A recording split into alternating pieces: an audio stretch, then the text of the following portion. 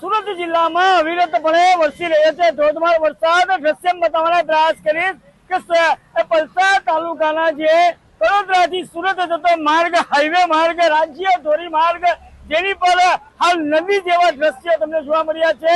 દ્રશ્યની અંદર જોઈ શકો છો કે વરેલીથી વડોદરા જવાના માર્ગ ઉપર ઘૂંટણથી ઉપર પણ પાણી ભરવા પામ્યા છે। ક્યાંક ને ક્યાંક વાહનો પણ ખોટકાવાની ઘટના બનવા પામી છે। અહીં વહીવટી તંત્રના જે વરસાદી પાણી ભરાયા છે તેના નિકાલ કરવાના અભાવના કારણસર હાલ વાહન ચાલકો આ જે ભરાયેલા વરસાદી પાણી ભરાયા છે તેના ભોગ બની રહ્યા છે। દ્રશ્યમાં જોઈ શકો છો કે વાહન ચાલકો મહા મુસીબતથી પોતાના વાહનો હાલ પાણીમાંથી હંકારીને બહાર જવાની નોબત આવી છે। આ દ્રશ્યની અંદર જોઈ શકો છો કે વરેલીથી વડોદરા જવાના માર્ગ જે નદીની અંદર તબદીલ થયો હોય એવા ચોક્કસપણે દ્રશ્યો કઈ કહી જાય છે।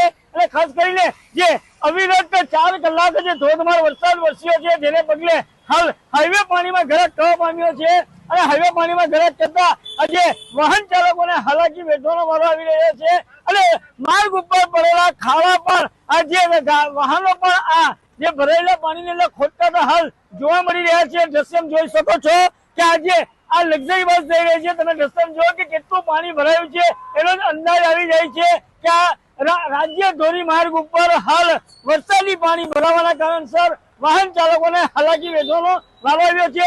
તો બીજી તરફ આજે રોડની બીજી તરફનો માર્ગ છે તે તરફના માર્ગ ઉપર પણ આજે વરસાદી પાણી હાલ જે દુકાનોની અંદર પણ ભરવા પામ્યા છે અને દુકાનદારોને પણ મોટું નુકસાન થવાની ભીતિ હાલ સેવાઈ રહી છે। કેમેરામેન સ્મિત રાઠોડ સાથે કેતન પટેલ, ન્યૂઝ 18 ગુજરાતી, વડોદરા, સુરત। સૌરાષ્ટ્રના અનેક પંથકમાં રવિવારથી મેઘરાજાની ફરી મહેર જોવા મળી રહી છે। ત્યારે ઉપલેટાના ગ્રામ્ય વિસ્તારોમાં મેઘરાજાએ તોફાની બેટિંગ કરી હતી। ઉપલેટાના મજેઠી, લાઠ, ભીમોરા, કુઢેજ સહિતના ગ્રામ્ય વિસ્તારમાં ભારેથી અતિ ભારે વરસાદ ખાબક્યો હતો। લાઠ ગામમાં સવારના 7 વાગ્યાથી શરૂ થયેલો વરસાદ લગભગ 12 ઇંચ જેટલો પડ્યો હોય તેવો દાવો ગ્રામ્યજનો દ્વારા કરવામાં આવી રહ્યો છે। જો કે ભારે વરસાદની સ્થિતિને પગલે લાઠ ગામમાં જવાનો કોઝવે પાણીમાં ગરકાવ થઈ ગયો હતો। અતિ ભારે વરસાદ વરસવાને કારણે ઠેર ઠેર નદીઓ જોવા મળી હતી। સામે આવેલા દ્રશ્યોમાં જોઈ શકાય છે કે ગામની દુકાનો બહાર ઢીંચણસમા પાણી ભરાયા છે તો ગામમાં જ્યાં જુઓ ત્યાં પાણીનું જ સામ્રાજ્ય જોવા મળી રહ્યું છે।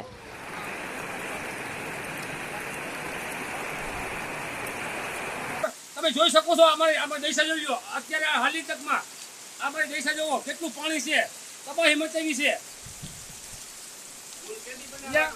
અને અમારી હાલની તકમાં અટાણે ખેડૂતના ખેતરોમાં 4-4 ફૂટ પાણી ભર્યા છે। અમારું બધું નિષ્ફળ ગયું છે। સુખવર ખાતર બિયારણ તાત્કાલિક સર્વે કરો।